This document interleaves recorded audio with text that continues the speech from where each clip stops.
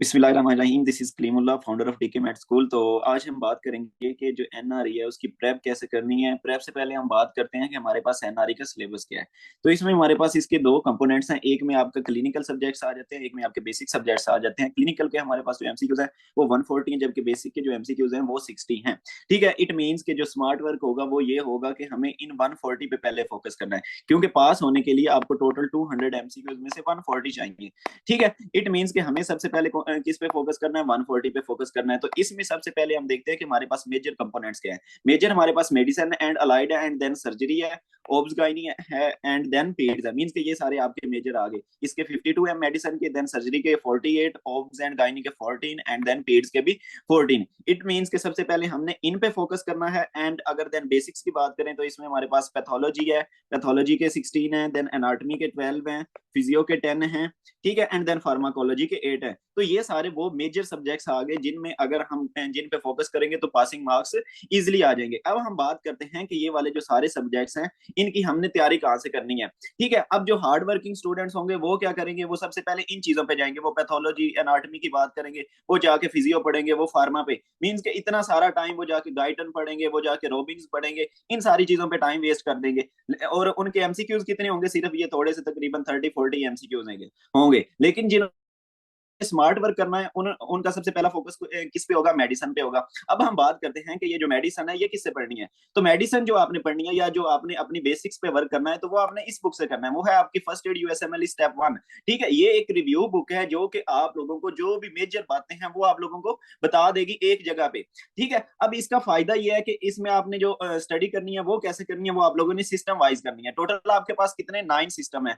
ठीक है, 9 में आपने पहला फोकस क्या करना है कि आपका जो बड़े सिस्टम है लाइक सीएनएस वो आपने अपना लास्ट पे छोड़ देना है। देन आपका मस्कुलोस्केलेटल है, मस्कुलोस्केलेटल भी आपने लास्ट पे छोड़ देना है। क्यों, क्योंकि आपका ये जो मस्कुलोस्केलेटल है इसमें आपकी सारी एनाटॉमी रिवाइज हो जाएगी। तो आपने क्या करना है कि ये लास्ट पे जब मस्कुलोस्केलेटल करना है तो साथ में ही इसके आपने सर्जरी कर लेनी है, क्योंकि एनाटॉमी आपकी मस्कुलोस्केलेटल में रिवाइज होगी है। देन आप जब सर्जरी जाके कर लोगे तो उससे सारा सीन ओके हो जाएगा। मींस के इधर से आपकी एनाटॉमी होगी, सर्जरी में आपको क्या चाहिए, एनाटॉमी चाहिए। तो ये आपने छोड़ देने हैं ये लास्ट पे। देन सीएनएस आपको पता है बड़ा सारा सिस्टम है, तो वो भी आपने क्या करना है, लास्ट पे छोड़ देना है।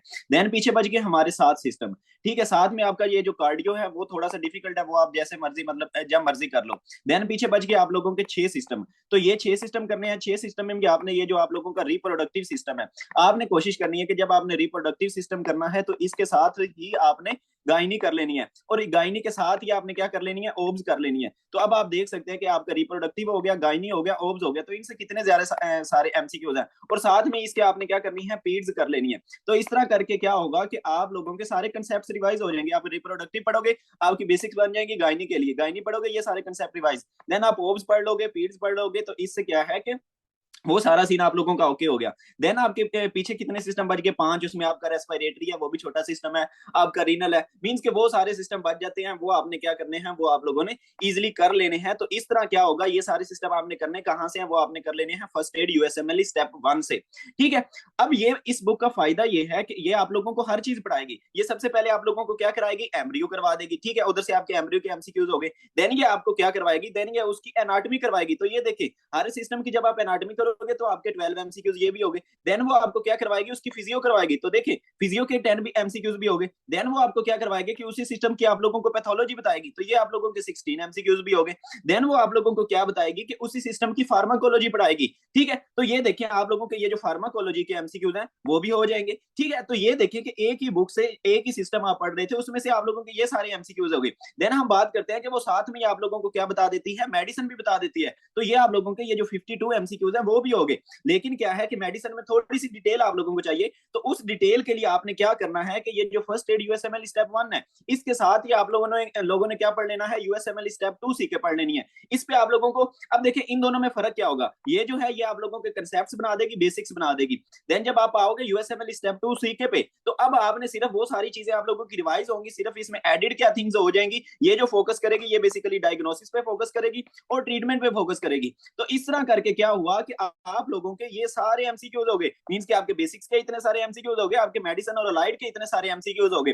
तो इट मींस कि आपने जस्ट क्या किए, 9 सिस्टम्स किए, और उससे आप लोगों की जो प्रेपरेशन का लेवल है वो बहुत ऊपर चला गया। आप लोगों के एमसीक्यूज काफी ज्यादा हो गए। देन अब हमारा क्या बच गया, देन हमारी बच गई जनाब सर्जरी एंड अलाइड।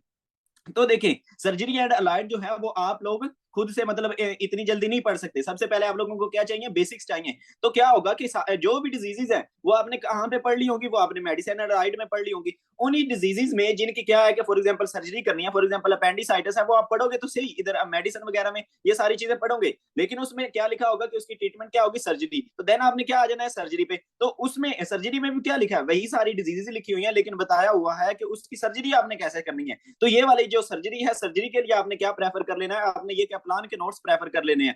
ठीक है, तो इधर से आप लोगों की इजीली सर्जरी हो जाएगी, और इधर जब आप सर्जरी कर रहे होगे तो इसके साथ साथ आप लोगों के वो सारे जो कंसेप्ट हैं वो भी इजीली रिवाइज हो जाएंगे। तो ये देखें, जब आपने सर्जरी की तो आप लोगों के ये जो 48 एमसीक्यूज थे ये भी हो गए। ठीक है, तो अब आप देख सकते हैं कि जब आपने ये वाली सारी चीजें कर ली तो अब आपके नॉलेज का लेवल कितना हो गया, अब आप लोगों के एमसीक्यूज कितने ज्यादा सारे सोल्व हो गए। बाकी ये माइनर सब्जेक्ट्स हैं, या बाद में देख ले कि जब आपके पास अगर टाइम है इनफ तो देन आप इनको भी टाइम दे ले। लेकिन सबसे पहले अब आपका मेन फोकस क्या था, आपने क्या करनी है, फर्स्ट एड यूएसएमएल स्टेप 1 करनी है, देन आपने क्या करनी है, यूएसएमएल स्टेप 2 सीके करनी है। ठीक है, ये दोनों आपने साथ साथ चलानी है, ये नहीं कि पहले आप स्टेप 1 करो देन जाके आप स्टेप 2 सीके मतलब 6 महीने बाद ये करो, नहीं।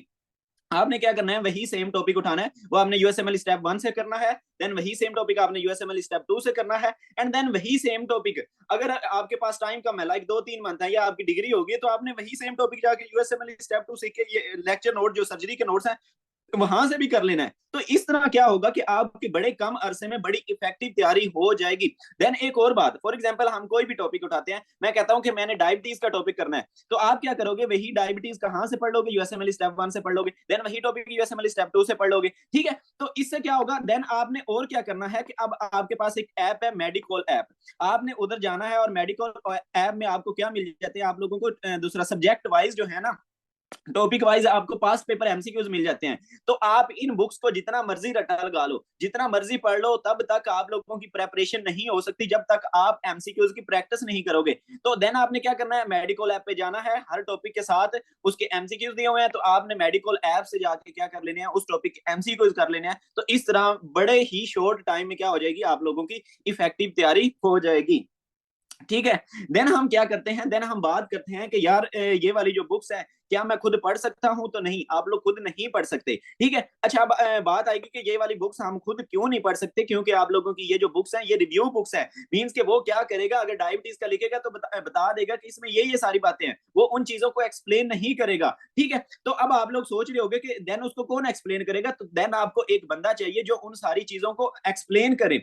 अब ये भी नहीं है कि अब ये आप लोगों की रिव्यू बुक्स हैं तो वो उनको ऐसे पढ़ा दे, as a review book reading कर दे, उस चीज का फायदा नहीं है। आपको वो बंदा चाहिए जो क्या करे कि इन सारी बुक्स को, फॉर एग्जांपल ये वाली जो बुक है मेन आपकी फर्स्ट एड यूएसएमएल स्टेप 1 है, इसको वो ऐसे पढ़ाए, हर हर वर्ड को आपको एक्सप्लेन करे, आपके कंसेप्ट बनाए। देखें, मसला कहाँ पे आता है कि आपके जो एफएमजीज हैं, हम मतलब ये जो फॉरेन मेडिकल ग्रेजुएट्स हैं, देन है आपके लोकल मेडिकल ग्रेजुएट्स, ये जो एफएमजीज हैं ये पूछते हैं लोकल मेडिकल ग्रेजुएट से कैसे पढ़ना है। देखिए यार, आपने क्या करना है, आपने जाके एमसीक्यूज टिक करने हैं। एमसीक्यूज जब आप टिक कर रहे होते हो तो वो आपके कंसेप्ट चेक कर रहे होते हैं, वो आपका रट्टा नहीं चेक कर रहे होते। लेकिन जो लोकल मेडिकल ग्रेजुएट्स हैं उन्होंने एमसीक्यूज नहीं टिक करने होते, उन्होंने पूरे पूरे पैराग्राफ लिखने होते हैं। तो इधर आ जाता है मसला, ठीक है, कि आप बड़ी बुक्स पढ़ने लग जाते हो, लाइक फॉर एग्जाम्पल आप गाइटन पढ़ने लग जाते हो। अब मैं कहता हूँ कि एक बंदा है वो गाइटन पढ़ रहा है, एक मतलब जो फॉरेन मेडिकल ग्रेजुएट है वो गाइटन पढ़ रहा है, तो वो आके अपना देखे तो सही कि उसको गाइटन पढ़ने से एमसीक्यूज कितने हो रहे हैं। उसके सिर्फ फिजियो के ये कितने आपके पास एमसीक्यूज आ गए, फिजियो के सिर्फ 10 एमसीक्यूज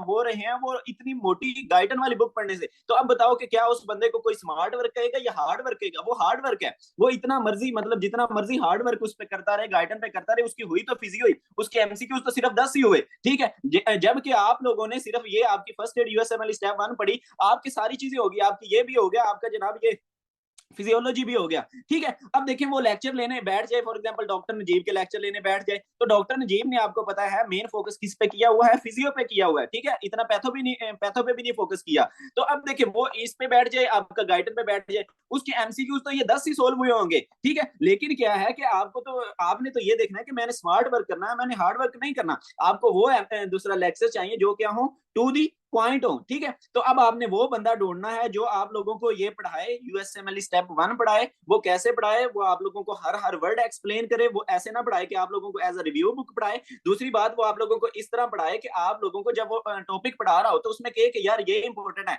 यहां से आप लोगों का एमसीक्यूज आ सकता है। तो अब आपके पास ये आ गया कि मैंने जो लेक्चर लेने हैं उनको कैसे दूसरा चूज करना है कि ये वाले लेक्चर्स लेने हैं।